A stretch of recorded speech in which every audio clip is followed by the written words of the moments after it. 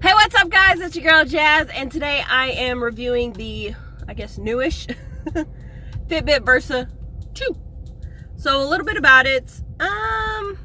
It's a Fitbit. It tracks your steps. It does your heart rate. It tells you how many calories you burn.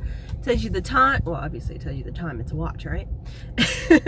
So there is a first generation, obviously the Fitbit Versa. Just the Fitbit Versa, and then you've got the 2. So this came out, I want to say back in September-ish, I think. I already had a Fitbit Versa, so I was kind of hesitant about trying, I was like, what's the point in updating to a new Fitbit? The main difference I understood it as having is just the Alexa. And I was like, do I really? I mean, I have the Alexa car, I have it at home, do I really need another Alexa? So, I mean, at the time, I didn't really think that there was a big difference between the Fitbit Versa 1 and the 2. However, I finally gave in and decided to upgrade, and I'm actually very glad that I did. A couple of things outside of just having the Alexa as an upgrade. The device, the screen is a lot clearer because it has an AMOLED, which is a acronym for Active Matrix Organic Light Emitting Diode, I think. And it's AMOLED, not omelette, just so you know. So if you're hungry, I did not say anything that had food related to it. Sorry. That's my other channel, not this channel. So if you want to see that, it's Jazzy Reviews. Or this one's Jazzy Reviews. It's Jazzy Foodz. Either way, it's Jazzy. Outside of just the screen, and like I said, I just thought it was more of a visual change to it.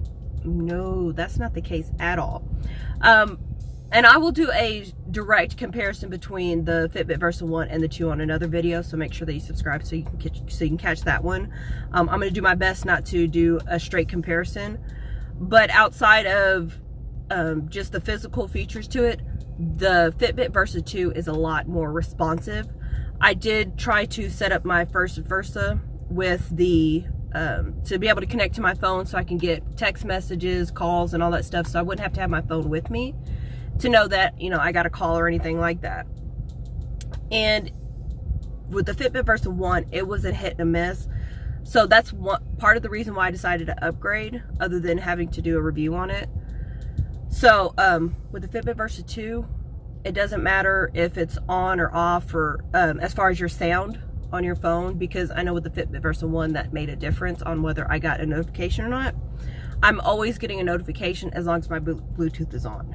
So that's one thing I like. I can also set, during my bedtime when I'm going to sleep or when I'm waking up, I set that time as do not disturb, so that way I don't have to worry about getting woken up from an email, a text, or anything like that, because I sleep with my phone on complete silence. So if you need me while I'm asleep, sorry. In all fairness, 99.9% of the time my phone is on silent, so which is part of the reason why I wanted to have the alerts and notifications on my watch. It does have a little bit of a bigger screen on here, and I'm trying to think of anything else right off the bat that's distinctive. It does have a longer battery life. Based off the website, it has a 4-day battery life. I haven't officially tested out the exact length of it, because every time I take it off, and the only time I take it off is whenever I jump in the shower, and I let it charge during that time frame. So I don't know for sure how long the battery actually lasts. Of course, it's all subjective on how long it can last, because it would determine on what apps you're running in the background, and how bright your light is on your Fitbit as far as the screen, and then how long it times out, things like that. So that's going to all affect your battery life. I'd say whenever I do charge it, so I charge it usually in the morning when I'm taking a shower, and I do wear it pretty much, I would say 24/7, but obviously I'm taking off the shower. But so outside of that, I am always wearing it for the most part. There are times whenever like after the gym or something like that, whenever if I've had a really good workout, I'll sweat, and of course I'll have that built up water, or if I'm washing dishes or something like that, water gets underneath, washing my hands, things like that. I will take it off occasionally, just so that way I can let the let the water dry in between the watch and my wrist, and because just that feeling is just kind of just a weird feeling. I don't like it. The moisture in between my watch and my skin. Now I do know I've never tried taking off the band before, but I figured you guys might want to know how easy it is to take off. So I'm just gonna go ahead and do it on camera. So from the directions that I read, you're just going to pull this little lever, I guess you can call it, to the side, and it should just pop off. We're gonna see. Oh, well, that's it. And then obviously to replace it, we're going to, there's a little hole right here.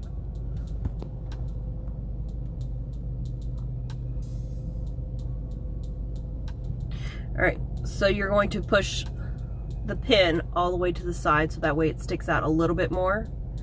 And you're gonna put the pin in that little hole that you just got a close-up of. Push the little lever back onto the side again. It's gonna be a little bit of a snug fit. All right, guys, I'm doing this on camera. All right, and there it goes. That's it. It's back on. So it's pretty easy to do. I would say maybe with shorter nails, because my nails are a little bit longer. It might be a little bit easier, or if you have bigger hands, it might be a little bit more difficult. So I guess you just have to have the right hands to be able to do it.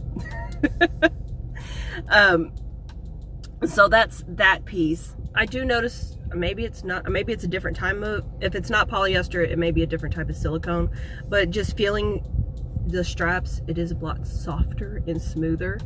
I do like the way it feels versus the previous straps. But again, if you don't like this particular strap, if you don't want the black one or whatever color it comes with, you can easily just go out and buy a new one. And as I showed you, it's really easy to switch out the straps.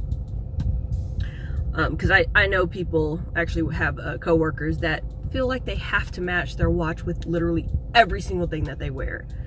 It's always pretty interesting to see. I'm like, I would have never thought about matching that with that. But and it's so funny to see them match the precise color. It's just hilarious to me. I'm just plain Jane and just stick with the black. Also, from like the visual, they do have a screen protection on it. It's not necessarily new, but it's a better version of it, because previously they had what they call the Corning Gorilla Glass. Now they have a Corning Gorilla Glass 3, so it is more protective. So if you're really tough on anything, especially if you're wearing your watches or whatever, or if you're like me and walls like to jump out at you and, you know, hit your wrist as you're trying to turn the corner, because I'm pretty sure it's not just me. The walls just don't like me. I've yet to break a screen, so to know that this one is more sturdy, you know, gives me a little bit more peace of mind too, just in case, you know, me and the walls just have a bad day. If y'all knew how clumsy as I am, you would understand exactly what I'm saying. Let's see, anything else I can think of? Oh, I did mention that with Alexa, it does have it connected to here. I was playing around with it for a little bit, and I'm not a huge fan of it, because part of the reason why, because if you have any type of Alexa device, I currently have the Alexa car right here, which I also did a review on, so if you want to check that one out. I have it unplugged here, so that way it doesn't automatically, you know, what do you want, basically. If you want to use it on your watch, you actually have to click on the icon for it to work. So yeah, so you have to actually click on the icon before it responds or anything like that. So if you're just casually talking to somebody coincidentally named Alexa, it's not going to, you know, I didn't hear that, I don't understand, because, you know, you're not exactly talking directly. You have to actually click on it, and then it's listening to see what do you want, basically. So I don't really use it too much. Actually, pretty much probably never used it up until today.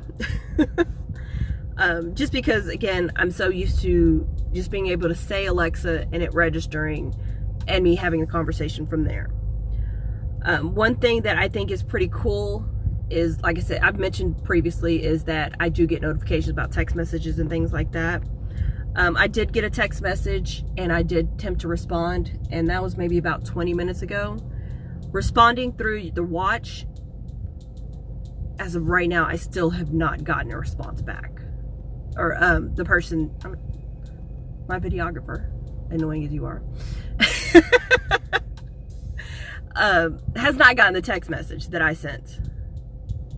And they do have automatic preset text messages, and they're standards like yes, okay, no, that type of thing. You can also edit those as well.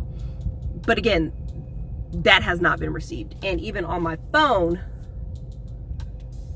it does not state that I've gotten, that I even sent a text.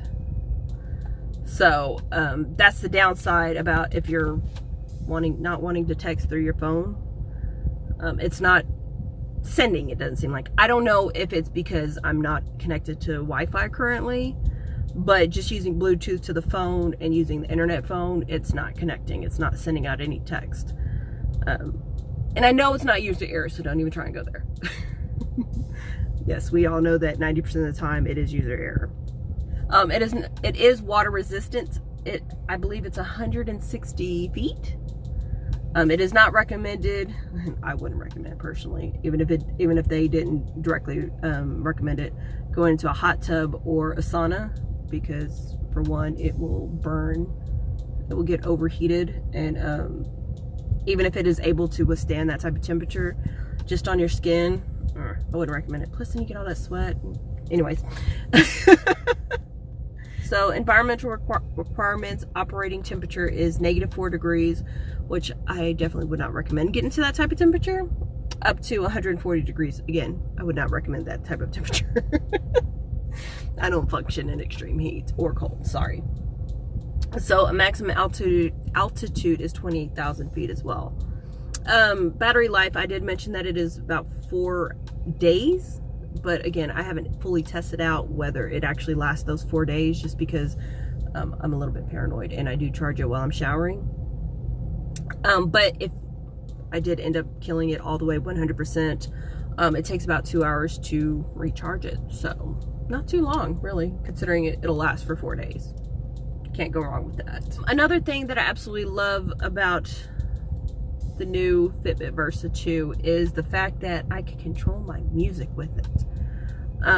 At one point in time, I thought, what was the point in, upgrading? But outside of seeing the connectivity to it, it's a lot faster, and I love the fact I can control my music. I know that there was one time when I was in training, I was probably not supposed to, but I had my headphones in, and during a lot of because we had a lot of downtime, because we were supposed to be working on projects, things like that. But anyways, I was able to tolerate it a little bit more because I had music, and they'd be like, no, I'm not in the mood for that song. So if I didn't have my phone out, I wouldn't be able to control the music, but I was able to control it 100% with my watch. So that's one thing I was really excited about. I've got a couple more things before I end this video. The last, one of the last things that I want to talk about is it does keep track of your sleep pattern. So for last night, here is a breakdown of my sleep. Hold on. It actually tells you how long you were in each, because it tells you how long you've been awake, your REM sleep, your light sleep, and your deep sleep. And it tells you how long you've been in each stage. So here is mine right here. So for just last night, I was awake for 33 minutes. Let's see, let me double check. So this is between 3 a.m. and 9:32 a.m. I don't know why it hasn't broken down, because it has me from 11:24 and 1:29 for 2 hours and 1 minute. And then it has it again from 3 a.m. to 9:32. So I don't know what happened between those 2 hours. It's not showing me any type of recording, so I guess maybe I died for 2 hours. I don't know. But I'm alive and well, so it's okay. Maybe I have sleep apnea and I died for those 2 hours. I don't know. According to my watch, I did. So again, it tells me that I was awake for 33 minutes in between that time frame. I had REM sleep 25% of the time at 1 hour and 38 minutes. I was in light sleep for 58% of the time for 3 hours and 51 minutes. And I was in deep sleep for 30 minutes. Although I'm pretty sure that last 30 minutes was right before I was supposed to wake up. If you ask anybody else that was trying to wake me up. I'm a very heavy sleeper. I can't help it. It also tells me my oxygen variation for low variations and high variations. So apparently I was pretty low all last night based off of this information right here. Yeah, like I said, it has me from going to bed at 3 a.m. to waking up at 9:32. I don't know what I was doing between that time, but that's what it has me as. And I can actually see, where's that? My 30-day average, and I can compare last night or any other night to those 30 days and how I've performed in the rest of the time. So I'm actually 12% lower than last week awake. On my 30-day average compared to yesterday, I'm 12% lower on how long I was awake. 90% difference on my REM sleep, so I had less REM sleep. I had more REM sleep last night. My average was 19%, and I completed 25% yesterday. As far as my light sleep, I was a little bit more, just a tiny bit higher average. My average is 57%, and I had 58% last night. So again, here's a screenshot so you can get a visual of it.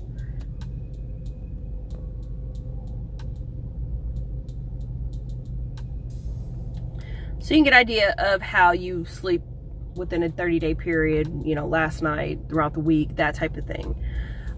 This is actually my first time fully looking at it. I mean, I know it's been recording because that's part of the reason why I sleep with it on. But like I said, I've never actually looked at the details on it. Oh my goodness. It's crazy to see that you wake up, because like this has February 27th. I was awake for an hour and 14 minutes throughout the entire night. Don't know what I was doing, but yeah, I was apparently awake. As far as cost goes, the plain, and I say plain Jane because it comes in like 5 basic colors, I believe. All right, so it does come in 6 basic colors, which for the total price for those are $200. And pretty much the main difference is obviously the band color, but I think the face is a little bit of a different color. Yeah, so it can come under like stone, misty gray, aluminum, that type of thing. So pretty much the border around it is where it's going to change the color of it, or you can get the plain Jane black like I do. But also, and again, that's $200, but also you have 2 what they call special edition, and those are a whopping $230, and these are the 2 colors that it comes in. The main difference that I see is the texture and the color patterns of the bands, but I think I would rather go to Amazon and spend $30 on a variety of different bands. But again, that's just me personally. There's nothing there. I don't see any other special features or anything like that to get the special edition. It's more just all physical. So it's up to you on how much you want to spend if you're going to be a cheapskate like me. But really, if you're truly a cheapskate like me, you probably would have never upgraded to the Fitbit Versa 2. Because the Fitbit Versa 1, I think, is $130. So that's a $70 difference. I'd rather go eat with that $70 because that's the majority of where I spend my money is on food. Also for review products too. Yeah. But before I started reviewing, that's mainly what I spend money on is food. So, all right. So we're going to go ahead and test this out. I currently have 392 steps. So let's go ahead and hit the gym for a little bit to test out how well I worked out or how hard I worked out. And then I'll close out this video. So I'll be right back. Alright guys, as you can see, I just got done getting my workout in. I only did a little bit, didn't do too much. And so currently my steps is at a little under 4,000, so 3,916 to be exact. my heart rate. I can actually tell you. I did a lot of walking. I'm not even gonna lie. I'm not even gonna try and make it seem like, oh yeah, I did a really good workout, blah, blah, blah. No. That was a bit of a bum. All right, so let's see. Anything else I can tell you about this? Oh, look, so far I've got 1 out of 7 days of my weekly exercise. So obviously I got to keep up with this for the rest of the week. Yeah, we're gonna work on that. One of the things that I absolutely love about this that I forgot to mention previously is that when I'm at work during the week, I don't know about you, but unless I have to get up, I'm usually sitting down pretty much my entire shift for the most part. Unless of course I'm getting water or restroom or, you know, just a few minutes of break. So one of the things that I love about this watch is that every hour it makes sure that you move at least 250 steps. It'll send you a reminder, and actually keeps track of how many hours, and of course you can set the time, so it'll tell you how many hours you met that 250 steps. So it kind of motivates you to get up instead of constantly sitting down throughout the entire day, which it's not really good for your health. And so I've actually encouraged throughout, I'd say maybe with the past month or so, I've actually encouraged other people to start walking with me just for like maybe, you know, 2 or 3 minutes, just to get a couple of laps around maybe our cubicles or something like that, just to make sure that, you know, we're not constantly sitting down absorbed into the computer. So that's one of the things that I really love about the Versas in general, because the first edition has that as well. You know, it just kind of motivates you. The downside about having the notifications that I've mentioned previously on the watch is that you don't know if the buzz that you got is from a text message, an email, or a reminder to get up. So there have been times where I completely ignore it, thinking that it's a text message or an email or something along those lines. So if you do get that vibration, make sure that you look at your watch to see whether it's a reminder to get up and walk, or if it's something that you can ignore, like a text message or an email. More email than text message. So I think I've covered everything. If I haven't, please let me know. I'll be more than happy to answer it if I can.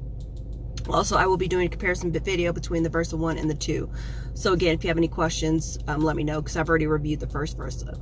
So make sure that you subscribe to Jazzy Reviews, as well as my other YouTube channel, Jazzy Foodz. In the meantime, stay tuned and stay jazzy. Thanks for watching, guys.